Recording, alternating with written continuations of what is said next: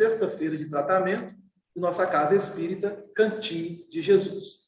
Na sexta-feira de tratamento, nós estudamos 2 livros. O primeiro, Justiça Divina, pelo Espírito Emmanuel, através da psicografia de Francisco Cândido Xavier, e o outro livro, Renovando Atitudes, pelo Espírito Hamed, através da psicografia de Francisco do Espírito Santo Neto. A primeira parte, ela vai das 19h30 até as 20 horas, e a segunda parte, a partir das 20 horas. O livro Justiça Divina é uma obra que veio a lume no ano de 1961, e Emmanuel, o benfeitor de Francisco Cândido Xavier, ao final das reuniões públicas. Por que reuniões públicas? Porque na cidade de Uberaba, já instalado neste ano de 1961, Francisco Cândido Xavier participava de 2 reuniões públicas na casa espírita em que ele atuava, na segunda-feira e na sexta-feira. E neste ano ele se prontificará a estudar a obra Céu e o Inferno, ou a Justiça Divina segundo o Espiritismo. É uma obra da codificação espírita. A codificação espírita, ela possui 5 obras. A primeira, o Livro dos Espíritos, o Livro dos Médiuns, o Evangelho segundo o Espiritismo, Céu e o Inferno, ou a Justiça Divina segundo o Espiritismo, e a Gênese, os milagres e as predições segundo o Espiritismo. Então, neste ano de 1961, o grupo em que Chico Xavier atuava lia um trecho da obra, fazia-se um comentário, e no final, Emmanuel dava-nos a lição pertinente àquilo que foi estudado e comentado naquela noite. Então, no dia 5 de maio de 1961, foi lida da primeira parte da obra, o capítulo 1, o item de número 12. Essa obra, Céu e Inferno, está dividido em 2 partes. No capítulo 1, o título é O Futuro e o Nada. E dentro do item 12, Allan Kardec vai dizer assim: todas as religiões deveram, em sua origem, estar em relação com o grau de adiantamento moral e intelectual dos homens. Estes, muito materiais ainda para compreenderem o mérito das coisas puramente espirituais, fizeram consistir a maioria dos deveres religiosos no cumprimento de formas exteriores. Durante um tempo, essas formas bastaram à sua razão. Mais tarde, fazendo-se luz em seu espírito, sentem o vazio que as formas deixam atrás de si. E se a religião não os satisfaz mais, abandonam a religião e se tornam filósofos. É uma colocação de Kardec. Para este item 12, do capítulo 1, cujo título é O Futuro e o Nada. O que Kardec está tentando trazer para nós, em comunhão com a espiritualidade superior? É que nós, seres humanos, não somente encarnados, como desencarnados, ainda somos muito materializados, mesmo atuantes nos aspectos de religiões em que nós nos inserimos em nossa trajetória na Terra. Seja dentro do catolicismo, do protestantismo, agora no espiritismo. As religiões que não são cristãs, nós as temos em diversos níveis e graus em nossa humanidade, tais como o islamismo, o judaísmo, o budismo. Bom, aí Kardec vai dizer para nós que todas essas religiões estão em comum acordo com a posição evolutiva de cada ser. A sua evolução moral e intelectual. Agora, um detalhe. Ele não está dizendo-nos que uma é melhor do que a outra. Não. Todas as religiões são extremamente importantíssimas. Porque o objetivo comum a todas elas é buscar a felicidade, a paz, a comunhão, no caso, com Deus. Todas trazem esse fundamento. E nós, criaturas encarnadas ou desencarnadas, vamos desempenhando os nossos papéis dentro da nossa religiosidade, à medida que nós vamos compreendendo os aspectos essenciais relativos à nossa vida. Então, se hoje eu estou na doutrina espírita, ou no espiritismo, ou se eu sou um simpatizante do espiritismo, é preciso estabelecer que nós já passamos pelas mais diversas religiões, não somente na atualidade dessa existência. Muitos de nós que aqui nos encontramos não nascemos em berço espírita. Viemos de outras denominações religiosas. Mas aqui nos encontramos. Com qual finalidade? Com qual objetivo? E aí o Kardec vai chamar a atenção que durante um tempo, essas formas, que formas?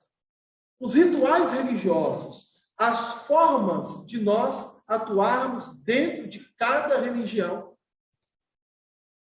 bastaram para a razão humana. Mais tarde, fazendo-se luz em seu espírito, sentem o vazio que as formas deixam atrás de si. Então, ele está nos chamando a atenção que, em nossa trajetória evolutiva, dentro das religiões, nós nos prendemos mais às formas exteriores do que propriamente à essência. Aquilo que realmente deveríamos buscar. Por isso que nós vamos sentir o vazio. E aí ele faz uma colocação. Muitos abandonam a religião e se tornam filósofos. Como assim se tornam filósofos?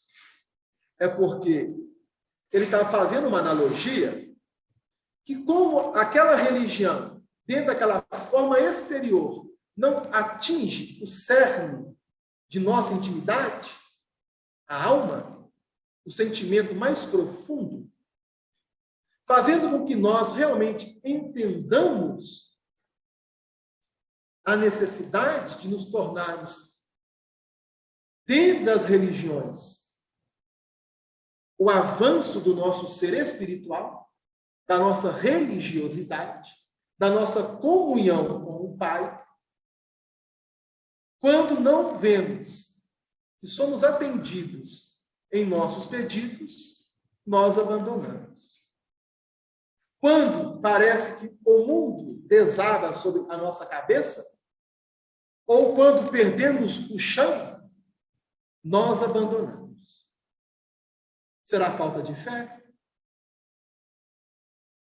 Será que realmente aquela forma de eu estar me comunicando ou tendo contato com Deus não preencheu realmente o meu coração, o meu sentimento? Não fez jus, dentro da minha moralidade, da minha intelectualidade, numa posição racional, compreender o porquê de tudo aquilo que me envolve? Aí a pessoa abandona e se torna filósofo. Por que se torna filósofo? Porque um filósofo, ele está colocando uma comparação, é aquele que vai buscar a verdade. E na busca da verdade, ele necessita traçar uma forma de buscar. Como? Questionando. E ao questionar, buscar as respostas que possam realmente dar a ele, dentro do seu campo de racionalidade, algo que seja palpável, real, para ele, dentro daquela posição que se encontra. A doutrina espírita, ela faz justamente este trabalho conosco. Porque o objetivo do espiritismo é, primeiro, esclarecer. E ao nos esclarecer, ele vai trabalhar o segundo aspecto, consolar. O espiritismo, ele consola e ele esclarece. Ele esclarece e ele consola. Porque ele não nos deixa sem respostas. Mas para que nós aprendamos a trabalhar essas respostas, necessário se faz entender aquilo que realmente somos e o que realmente necessitamos. Bom, dentro deste item 12, do capítulo 1 da obra Céu e Inferno, feito o diálogo na noite 5 de maio de 1961, Emmanuel vai propor o título do capítulo 27 da obra Justiça Divina, que faz comentário à obra da codificação. O título, Nos Círculos da Fé. Acende a flama da reverência, onde observes lisura na ideia religiosa. Então, o que Emmanuel está dizendo para nós? Que quando há uma ideia que faz com que cada um de nós busquemos Deus, sejamos reverentes a essa ideia. Porque Deus, Ele nos alimenta. Agora, é preciso identificar que tipo de alimento Ele nos proporciona. A todos nós. Lembremos-nos, com o devido apreço, aos irmãos que esposam princípios diferentes dos nossos, de que existem tantos modos de expressar confiança no Criador, quanto são os estágios evolutivos das criaturas. Então, Emmanuel está nos afirmando da importância que devemos ter para a pessoa que pensa diferente de mim, no caso aqui, no aspecto religioso. Somos individualidades. Temos opiniões diferentes. E cada opinião precisa ser respeitada. Da mesma forma que eu quero e gostaria que a minha ideia ou a minha opinião acerca, no caso, de Deus, seja respeitada. Há os que pretendem louvar a infinita bondade manejando boreas. Aí parece que Emmanuel soltou uma palavrinha aqui, desconhecida. Há os que pretendem louvar a infinita bondade manejando boreas. Sabe o que significa boreas? Alguém sabe? Olha só, o que Emmanuel está nos trazendo? É um instrumento feito a bambu ou de bambu de sopro, utilizado pelos indígenas. É uma espécie de flauta, boré ou borés. Olha só, onde ele foi buscar? Porque os indígenas reverenciam Deus, sim. Mas como? conforme o campo intelectual e moral e a posição evolutiva em que se encontram. E eles louvam a Deus de várias formas. No caso aqui, Emmanuel destacando o uso do boré, que é uma espécie de flauta feita à base de bambu. Olha que coisa interessante. Há os que se supõem plenamente desobrigados de todos os compromissos com a própria crença, não somente por se entregarem a bailados exóticos. Então, Emmanuel, ele vai pontuando de uma forma bem suave e delicada, mas ao mesmo tempo enérgica, chamando-nos a atenção. Bom, você chega a um templo religioso de que forma? Ao estar dentro de um templo religioso, como deve ser a nossa conduta? De forma exótica? Bailando? Ou mantendo um certo respeito? Há os que se cobrem de amuletos, admitindo que o eterno poder vibre absolutamente concentrado nas figurações geométricas. Há os que fazem votos de solidão, crendo agradar aos céus, fugindo de trabalhar. Há os que levantam santuários de ouro e pedrarias, julgando homenagear o divino amor. E há ainda os que se presumem detentores de prerrogativas e honras especiais, pondo e dispondo nos assuntos da alma, como se Deus não passasse de arruinado ancião ao sabor do capricho de filhos egoístas e intransigentes. Então, ele está descrevendo para nós aqui várias formas que muitos de nós, em diversas fases de nossas existências, realizamos ou ainda fazemos. Quando eu falo existências, eu estou chamando a atenção para a nossa realidade. Somos espíritos. Nós que nos encontramos aqui encarnados, transitoriamente ou temporariamente em um corpo de matéria que nos serve como instrumento para que possamos desenvolver os nossos potenciais como espíritos. Então, o corpo é um instrumento ao qual o espírito se serve. Ele é nada mais, nada menos do que a extensão da alma. Mas será que nós pensamos dessa forma? Será que nós vamos agir como deveríamos agir ao pensar dessa forma?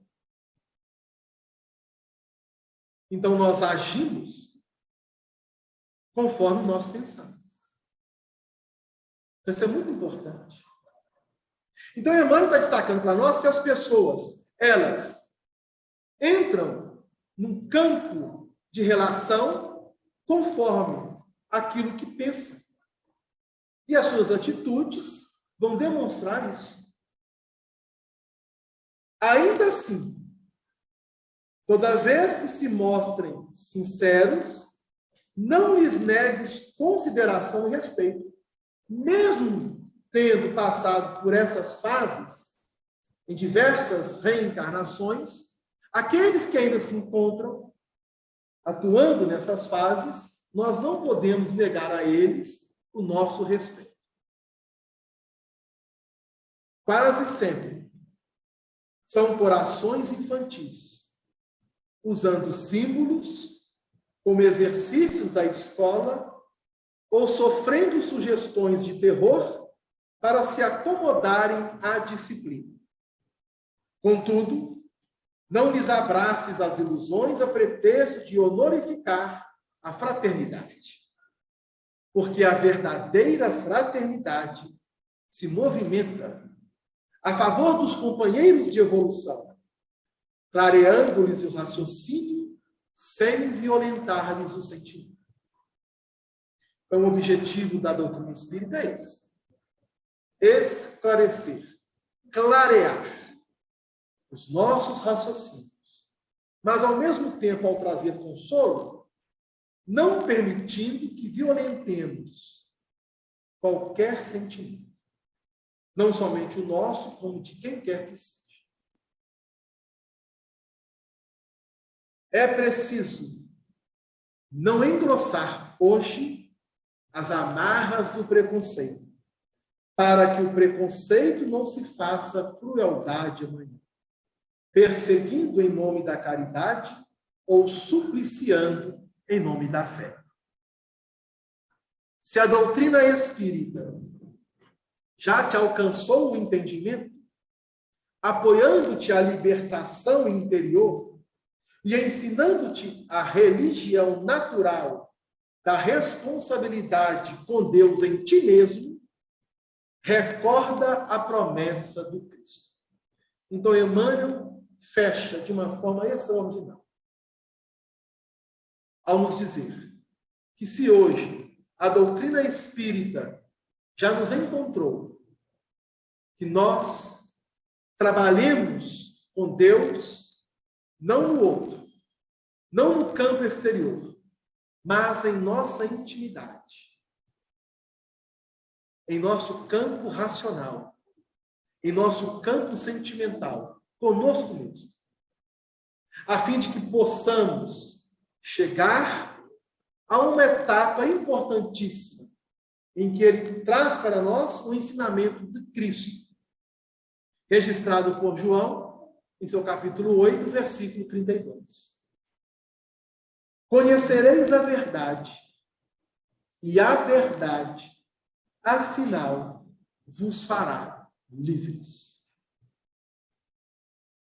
Se nós ainda somos ou sentimos escravizados,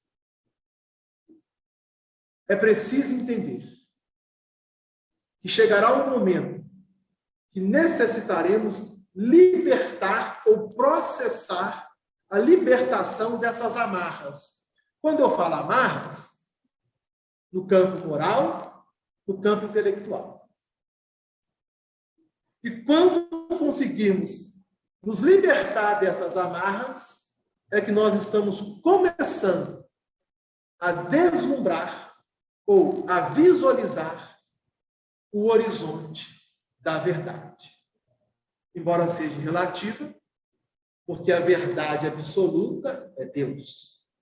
Mas com Cristo, estamos nos encaminhando para atingirmos essa verdade maior. Então, que Jesus possa nos abençoar e possamos refletir com muito carinho sobre essa lição do capítulo 27 da obra Justiça Divina, onde Emmanuel nos propõe, como digo, nos círculos da fé. Como está a minha fé? Como está a sua fé?